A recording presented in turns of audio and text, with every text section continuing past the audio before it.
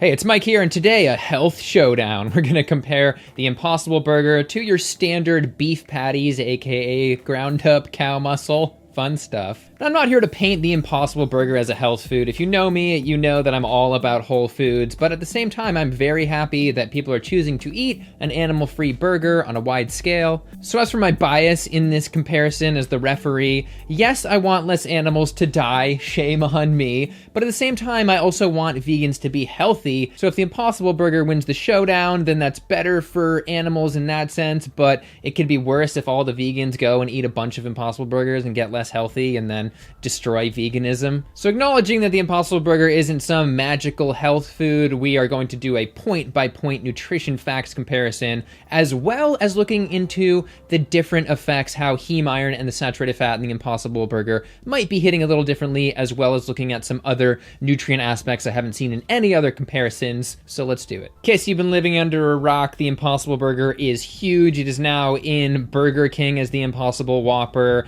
It's in 17,000 restaurants, and when they started selling it in certain grocery stores, it was the #1 selling grocery item by a factor of 6. And last point, which I love, when conservative host Glenn Beck did a blind taste test of the Impossible Burger versus a normal beef burger, he thought that it was the real one and that the other one was fake meat. I would say right.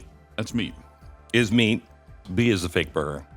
B is the real burger. A is the Impossible Burger. That is insane. Isn't that insane? So I just love that. The point is the Impossible Burger is happening, and let's get into the nutrition. For the burger itself, to be clear, we're talking about the Impossible Burger 2.0, so if any numbers on the internet that you see don't match up, that's probably why. And we're talking about a 4-ounce patty, which is 113 grams, so we're gonna look at 113 grams of equivalent beef patty. Now, looking around at different comparisons on different news sites, a lot of the numbers for beef are very different, and a part of it might be to make the Impossible Burger look worse. If you choose a super lean beef patty, then you can kind of manipulate the numbers. Depending on the fat level you choose, you can actually say that an Impossible Burger has more calories or less calories than a beef burger. So we're gonna go for what most people are probably eating, and that is allegedly between 70 and 85% lean beef. All right, let's start with fat, and let's start with the fat that I think pretty much everybody knows and believes to be unhealthy, detrimental for your arteries, and that is trans fat.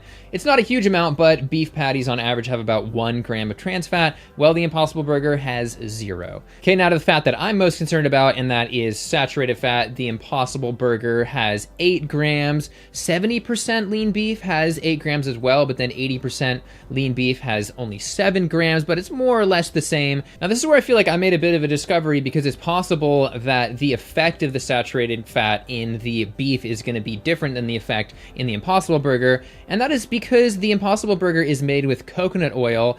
And looking to this study, which I mentioned in the past, yes, coconut oil raises LDL, but it doesn't raise LDL as much as animal fat. In the case of this study, it was butter. So both were bad, but the animal fat was worse. And then you have to ask the question, well, maybe the study wasn't giving them the same amount of saturated fat. Maybe the coconut oil diet part had less saturated fat than the butter one, but the reality is that when you look at the numbers, it's actually the opposite. You know, each diet had 39 grams of the respective fat, whether it was 39 grams of butter or 39 grams of coconut oil. Well, for butter, 39 grams is 19.7 grams of saturated fat, and for coconut oil, 39 grams is 32.2 grams of saturated fat, way more. We can speculate as to why this is the case. Both beef tallow and butter are much higher in palmitic acid, while coconut oil is higher in lauric acid. Maybe that was what did it, but we don't know anything for sure. It's just one study, but it is pretty indicative that perhaps that 7 grams in the beef could be worse for you in terms of your LDL than that 8 grams in coconut oil. Who knows? And yes, elevated LDL is causally linked to heart disease. Stop trying to deny it. Let's go. Next, we have cholesterol. Very simple. The Impossible Burger obviously has 0 milligrams of cholesterol because it's not an animal product, but looking to, you know, your average beef burger, we're looking at about 100 milligrams of cholesterol, which isn't quite egg level, but it is notable. It adds up.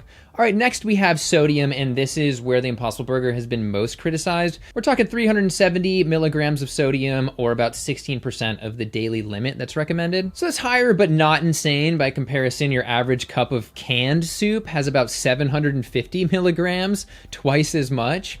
And it is interesting here because you can say that beef wins. It's got this lower sodium content here, but the reality is it depends on where you buy it. Again, a lot of places can add salt right before they cook the burger for seasoning or other seasoning they put on it, in which case we don't really know how much salt is on it. And while I really wanted to do a patty versus patty comparison, it's also worth mentioning practical habits here. And for example, if a vegan goes into Burger King to get the Impossible Whopper, they get it without cheese, and that slice of American cheese, now, depending on where you get the American cheese, I'm not sure what Burger King is, but it can be up to 500 milligrams of salt in that slice of cheese, so it's gonna even out anyway. And then another point which is interesting, because vegans have about 60 to 75% lower hypertension rates. The concern with salt is hypertension, high blood pressure. It's possible that this extra sodium might not really harm somebody who's vegan. As I talked about in the past, it might be vegans' increased ability to dilate their arteries, increase their blood volume, and prevent the high blood pressure from happening. We don't know yet. Now for B12, I feel like vegans have been killing it in the B12 arena lately, with the recent studies not showing any worse deficiency levels, and duckweed having B12 among other plants that are contenders. And in this case, once again, this Impossible Burger, the version 2 at least, has 130% of the daily value. Well, a lot of beef patties have less than that. I did find some on Chronometer that had over 100% of the daily value or around it, but this Healthline comparison says that a beef patty only has about 48% of the daily value of B12, and I will say they have a lot of low carb content on their site.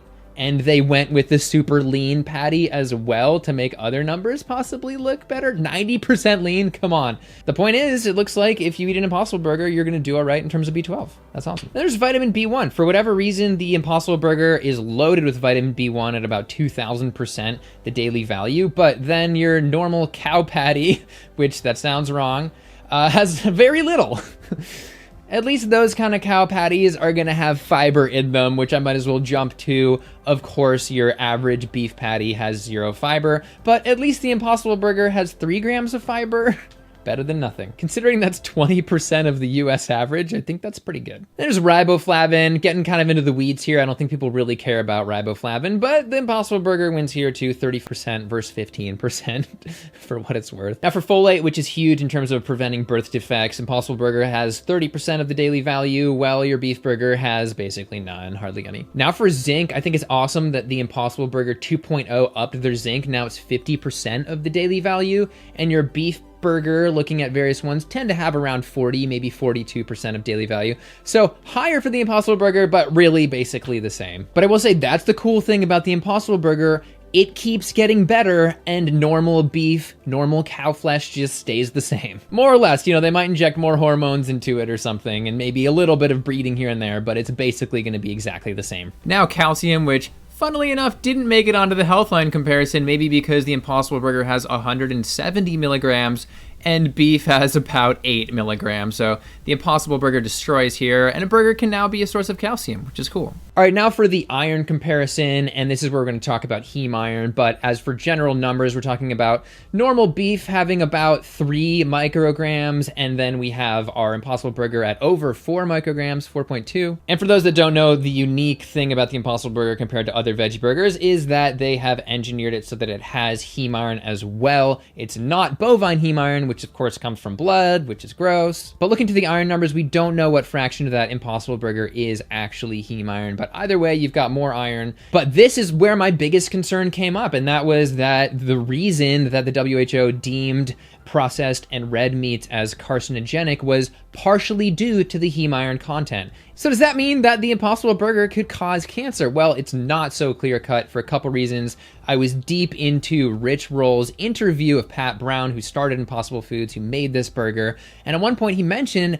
that the heme iron from soy, the soy-like hemoglobin, actually oxidizes less than bovine heme. And this is huge because that oxidation of heme iron in your gut is what is believed to cause the cancer. It sort of oxidizes, starts ripping apart cells and DNA, and potentially causes mutations in cancer. That's the theory. And what's super interesting here also is that Impossible Foods initially wanted to just harvest that soy-like hemoglobin from soybeans. There's a massive amount of them, right? Well, that wasn't practical. They're in little nodules in the ground. And so instead, they genetically modified yeast to produce that soy heme. But at that point, they could have chosen to modify the yeast to create bovine heme as well, the exact same heme, but they decided not to because it oxidizes more, because it's worse. But they didn't choose that because of health. It appears they chose it because of taste and cooking properties, because as heme oxidizes, it loses those properties that people want. So in the factor of heme itself, it could actually be an upgrade to have this soy-like hemoglobin. But my question is, how much less does it oxidize, Mr. Pat Brown? Is it 10% less? Is it 90% less? These are important things. All right, moving on. Now for selenium, which is the second losing point of the Impossible Burger, the normal beef patty has a decent amount of selenium, but the Impossible Burger does not have any, which I don't think is make or break anything. I get plenty of selenium. I always hit 100% whenever I check it on Chronometer on my vegan diet. So here's the thing, if selenium becomes a point of contention, which I don't think it is, they could just add it to the Impossible Burger 3.0. All right, now to the big one, protein. The Impossible Burger has 19 grams of protein. And looking to this Huffington Post article, they say the USDA claims that it would be about, 19 grams of protein as well for the comparable 113 grams of beef.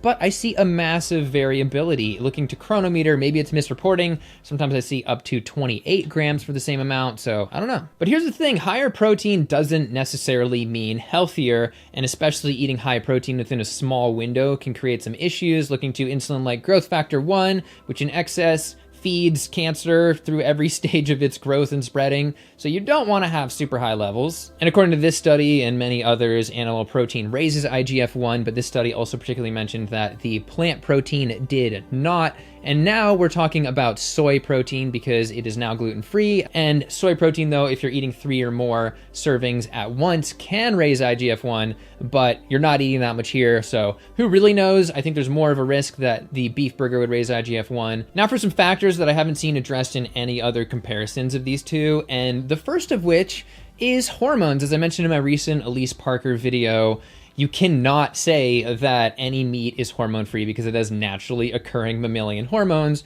Well, the Impossible Burger you can say is hormone-free because it's made of plants. Another one, well, I don't see it quantified anywhere. It's pretty likely that the Impossible Burger has more antioxidants than a beef burger. Plant foods in general have about 64 times the antioxidants. Now, it is relatively processed, so it's not going to be super high, but those beef patties are very low. And in terms of general health, there are some other concerns as well. It's very unlikely that you're going to get some type of infection from being exposed to raw Impossible Burger, but that is not the case with raw beef. There's also the issue of NEU5GC, which could lead to inflammation, and other things like heterocyclic amines in meat, which the NIH just says is straight up cancer causing. So for the final health tally, well, the results are a bit mixed. I think it's clear that the Impossible Burger wins, especially in terms of those risks of dying from various food aspects, such as the heart disease related ones like trans fat, and the effect of the saturated fat. It's kind of weird because they're about the same, but the effect might be worse, and also just the cholesterol that's in there. But again, the Impossible Burger did not do so well on the sodium aspect, even though I believe it would be a wash when you're talking about sandwich versus sandwich.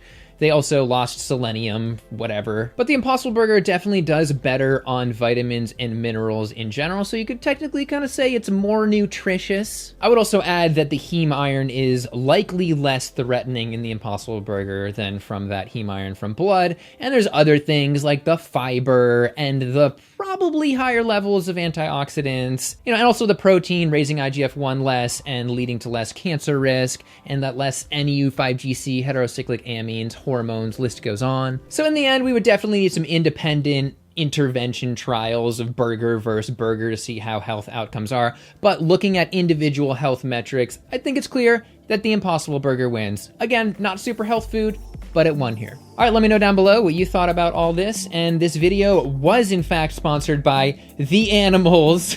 They didn't pay me any money, but they paid me in allowing me to sleep at night. I don't know. Anyway, feel free to like, subscribe if you don't want to miss videos like this, and I'll see you in the next one. Thanks for watching.